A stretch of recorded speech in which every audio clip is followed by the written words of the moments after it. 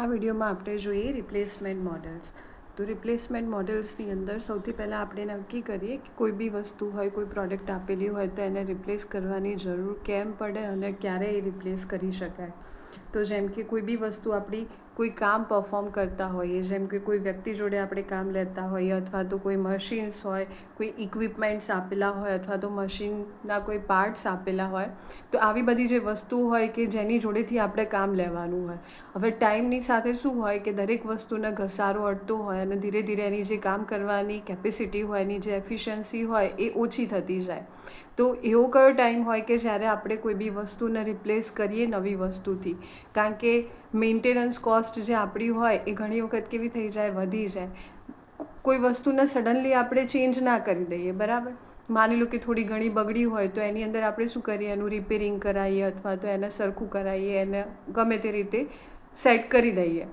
જ્યારે આપણને લાગે કે હવે કામ બિલકુલ નહીં કરે વસ્તુ, ત્યારે આપણે એને રિપ્લેસ કરવાનો વિચાર કરીએ. કારણ કે જ્યારે નવી વસ્તુ પરચેસ કરીએ તો એની અંદર બી આપણે કોઈ કોસ્ટ ઇન્વેસ્ટ કરવી પડતી હોય, બરાબર.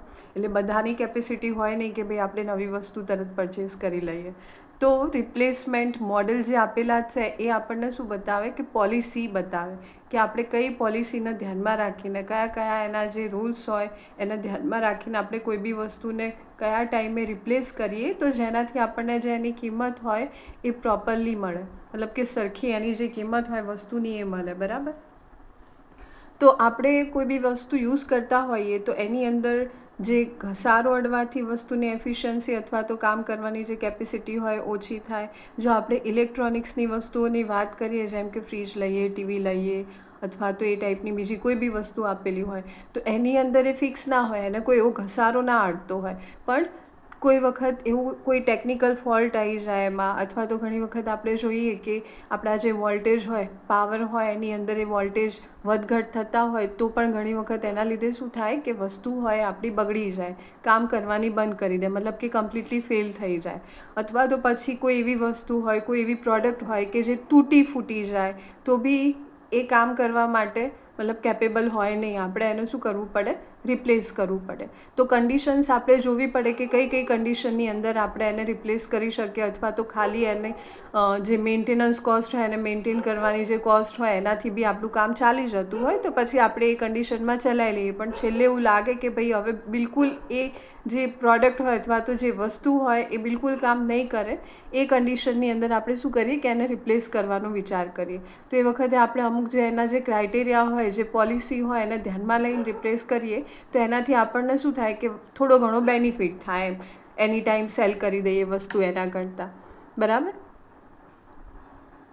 હવે આપણે જોઈએ ટાઈપ્સ ઓફ ફેલિયર. એટલે કે ક્યારેક ક્યારેક કોઈ બી વસ્તુ હોય તો એને આપણે રિપ્લેસ કરવાની જરૂર પડે. તો મેઇનલી એના બે ટાઈપ હોય, એક ગ્રેજ્યુઅલ ફેલિયર અને બીજું સડન ફેલિયર. ગ્રેજ્યુઅલમાં કેવું હોય તો એક્ઝામ્પલ તરીકે માની લો કે આપણે કોઈ ફેક્ટરીની મશીનરી લઈએ અથવા તો કોઈ વ્હીકલ લઈએ, ફોર વ્હીલર લઈએ. તો એની અંદર જે મશીનના જે અલગ અલગ પાર્ટ્સ આપેલા હોય, એની જે બેરિંગ્સ હોય અથવા તો ટાયર્સ, ટ્યુબ્સ હોય, તો આ બધું કેવું હોય કે અચાનક ના બગડી જાય. ટાઈમની સાથે જેમ જેમ તમે વસ્તુ વાપરતા જાઓ ને એના ઘસારો અડતો જાય એ પ્રમાણે ધીરે ધીરે શું થાય, કામ કરવાનું ઓછું કરી દે અને આપણે એને અમુક ટાઈમ પછી રિપ્લેસ કરવાની જરૂર પડે. તો એને કહેવાશે ગ્રેજ્યુઅલ ફેલિયર. સેકન્ડ આવશે સડન ફેલિયર. સડન ફેલિયરની અંદર વસ્તુ કેવી હોય, ઇલેક્ટ્રોનિક્સની જે વસ્તુઓ હોય એ કેવી હોય કે એની કોઈ લાઈફ ફિક્સ ના હોય, એ અચાનક બગડી જતી હોય. એને જેમ કોઈ ઘસારો ના અડતો હોય, ભલે વસ્તુ એ વપરાતી હોય પણ એનો એવો ઘસારો ના હોય. એમાં શું હોય કે જ્યારે કોઈ ટેકનિકલ ફોલ્ટ હોય, એ રેઝ થતો હોય તો એ કન્ડિશનમાં વસ્તુ શું થાય, અચાનક આપણી બગડી જાય. તો સડન ફેલિયરની અંદર કેટેગરીમાં બીજી 3 ફર્ધર કેટેગરીઝ આવશે. એમાં પહેલી કેટેગરી આવશે પ્રોગ્રેસિવ ફેલિયર. એટલે કે એમાં કેવું હોય કે કોઈ બી નવી વસ્તુ તમે પરચેસ કરેલી હોય તો એના ચાન્સીસ શરૂઆતની અંદર મતલબ ફેલ થવાના ઓછા હોય, પણ જેમ જેમ ટાઈમ જતો જાય એમ એમ એના ફેલ થવાના ચાન્સીસ શું થાય, પ્રોબેબિલિટી એની જે હોય એ વધતી જાય કે હવે વસ્તુ મતલબ બગડી જશે ગમે ત્યારે. એનું કોઈ ફિક્સ ટાઈમ ડ્યુરેશન હોય નહીં. Second, રેટ્રોગ્રેસિવ failure. એની અંદર કેવું હોય કે ઇનિશિયલ સ્ટેજ ઉપર એના જે ફેલ થવાના ચાન્સીસ હોય એ કેવા હોય, વધારે હોય. પણ વસ્તુ જેમ જેમ તમે યુઝ કરતા જાઓ તો ચાન્સીસ પછી ધીરે ધીરે ઓછા થતા જાય બગડવાના એના. અને લાસ્ટમાં આપણે જે રેન્ડમ ફેલિયર જોઈએ તો એની અંદર કંઈ ફિક્સ ના હોય, એ એની ટાઈમ વસ્તુ બગડી શકે, બરાબર. તો આ રીતે મેઇન આપણા જે છે કે કોઈ બી વસ્તુ આપેલી હોય તો આપણે એને રિપ્લેસ ક્યારે કરી શકીએ, તો આ એના 2 ટાઈપ હતા. હવે આપણે રિપ્લેસમેન્ટના મોડલ્સ જોઈએ કે કયા મોડલની અંદર કઈ પોલિસી અપ્લાય કરીને આપણે ક્યારે કોઈ વસ્તુને રિપ્લેસ કરીએ તો એ કન્ડિશનની અંદર આપણે જે મતલબ કે વસ્તુ પે કરવી પડે, એનું જે પેમેન્ટ હોય, ઓરિજિનલ કોસ્ટ હોય, એ આપણને એટલી મોંઘી પડે નહીં. તો એમાં પહેલું મોડલ જોઈએ આપણે. તો અહીંયા આપણે મોડલ 1ની વાત કરીએ તો એમાં આવશે કે replacement policy for items whose running cost એટલે કે એની જે ઓપરેટિંગ કોસ્ટ અથવા તો મેન્ટેનન્સ કોસ્ટ, કોઈ બી વસ્તુ હોય તો એને અમુક ટાઈમે આપણે રિપેર કરાવીએ અથવા તો પછી એની કોઈ બીજી કોઈ એક્સપેન્સીસ હોય, એની ઉપર ખર્ચો કરવો પડતો હોય, તો એ બધા શેની અંદર કન્સિડર થાય, ઓપરેટિંગ કોસ્ટ તરીકે. તો આ જે ઓપરેટિંગ કોસ્ટ હોય એ ઇન્ક્રીઝિસ વિથ ટાઈમની સાથે એની વેલ્યુ જે હોય એ વધતી જતી હોય, એટલે કે એને મેન્ટેન કરવા માટેની જે કોસ્ટ હોય એ દર વખતે આપણે શું થાય, ધીરે ધીરે વધતી જાય. And value of money remains constant during a period.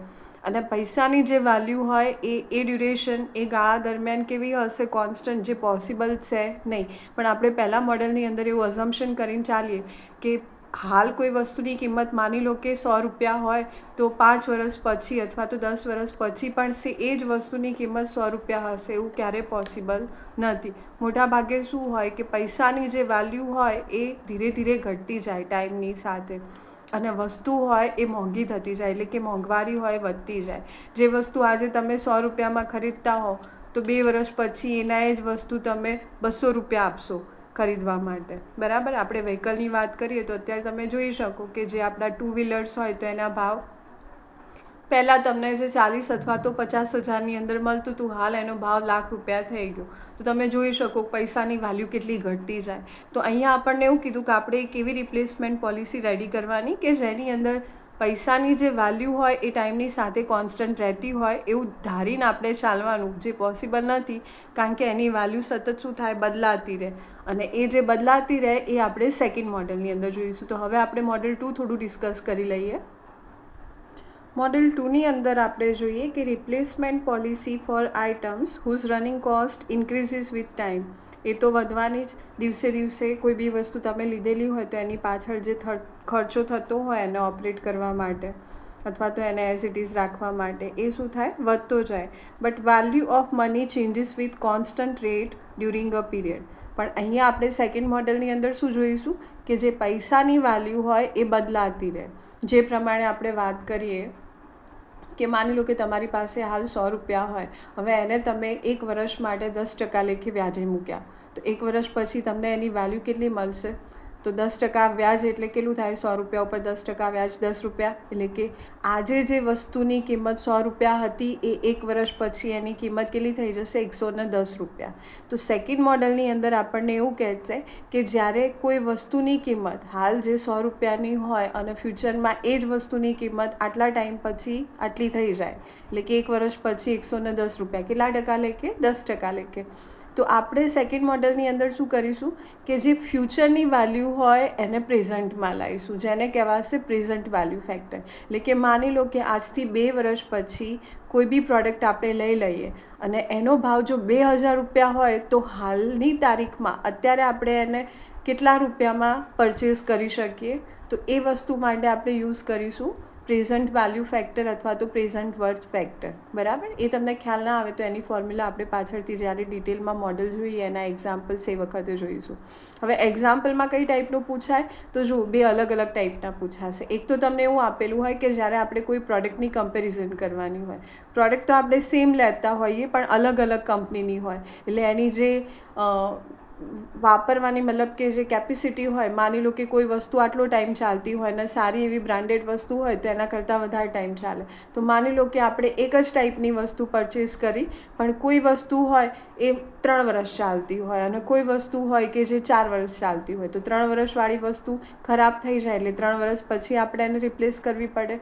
અને બીજી સેમ વસ્તુ એ 4 વર્ષ માટે ચાલતી હોય તો આપણે એને કેટલા વર્ષ પછી રિપ્લેસ કરવાની જરૂર પડે? 4 વર્ષ પછી. તો આપણને એવું પૂછેલું હોય કે હવે આ બંનેમાંથી આપણે કોઈ વસ્તુ પરચેસ કરવી હોય તો આપણે કઈ વસ્તુને પરચેસ કરી શકીએ એમ કે. તો એની માટે તમારે જે કમ્પેરિઝન કરવાની હોય તો એમાં મોડલ 2 આપણે યુઝ કરીશું, બરાબર. અને બીજી કઈ ટાઈપનું આવશે તો જેની અંદર આપણે એવરેજ કોસ્ટ અને ટોટલ કોસ્ટ ને એ બધું ફાઇન્ડ કરવાનું થાય. એમાં આપણે પ્રેઝન્ટ વર્થ ફેક્ટરનો યુઝ કરીશું. એટલે આ આપણું સેકન્ડ મોડલ હતું. અને મોડલ 3ની આપણે વાત કરીએ તો એમાં આવશે individual replacement versus group replacement. એટલે કે કોઈ વસ્તુ હોય, એક્ઝામ્પલ તરીકે આપણે સ્ટ્રીટ લાઇટ લઈ લઈએ અથવા તો હાઈવે ઉપર જે લાઇટ્સ નાખેલી હોય નગરપાલિકાએ, તો એ જે લાઇટ હોય એ જો એક લાઇટ આપણી અચાનક બંધ થઈ જતી હોય અથવા તો બગડી જતી હોય અને કોઈએ કમ્પ્લેન કર્યું હોય તો સિંગલ લાઇટ બગડી હોય તો એને રિપ્લેસ કરવી એ વધારે બેનિફિશિયલ કહેવાય કે પછી એક સાથે બધી લાઇટને બદલી દેવી? તો એની માટે આપણે મોડલ 3નો યુઝ કરીશું કે ગ્રુપની અંદર જો બધી લાઇટો એક સાથે બદલી દઈએ, આપણને ખબર જ હોય કે ભાઈ આ પ્રોડક્ટ જે સ્ટ્રીટ લાઇટ આપણે નાખેલી હોય, ટ્યુબલાઇટ જે યુઝ કરેલી હોય, ત્યાં બલ્બ હોય અથવા તો લાઇટ હોય, તો એની જે કેપેસિટી હોય ચાલવાની એ માની લો કે 1 વર્ષની હોય. હવે 9-10 મહિના થઈ ગયા હોય અને એમાંથી 1-2 ટ્યુબલાઇટ બગડી ગઈ હોય તો એને રિપેર કરવા જાઓ, પાછી અઠવાડિયા 10 દિવસ પછી ફરીથી કોઈની કમ્પ્લેન આવે કે ભાઈ ફરીથી બીજી કોઈ લાઇટ ખરાબ થઈ ગઈ. તો એ રીતે એક લાઇટ સરખી કરવી એ આપણી માટે મતલબ કે બેનિફિશિયલ રહે, રિપ્લેસ કરવી એને, કે પછી બધી લાઇટ્સ એક સાથે ઓલમોસ્ટ એનો જે ટાઈમ થઈ ગયો હોય, હવે 1-2 મહિના બાકી હોય ને એ મહિના પછી એ ઓલરેડી એક્સપાયર્ડ થવાની હોય, મતલબ કે ખરાબ થઈ જવાની હોય, તો બેટર છે કે અમુક ટાઈમ પછી બધી લાઇટને એક સાથે રિપ્લેસ કરી દે. તો એની માટે જે એક્સપેન્સ થતો હોય એ મતલબ કે ગ્રુપની અંદર જે આપણો એક્સપેન્સ થતો હોય એ સિંગલ કોઈ બી લાઇટને ચેન્જ કરીએ એના કરતાં ઓછો પડે આપણને. તો એની માટેની પોલિસી આપણે મોડલ 3ની અંદર જોવાની. તો આપણે નેક્સ્ટ વિડીયોની અંદર મોડલ 1 માટેના એક્ઝામ્પલ્સ જોઈશું.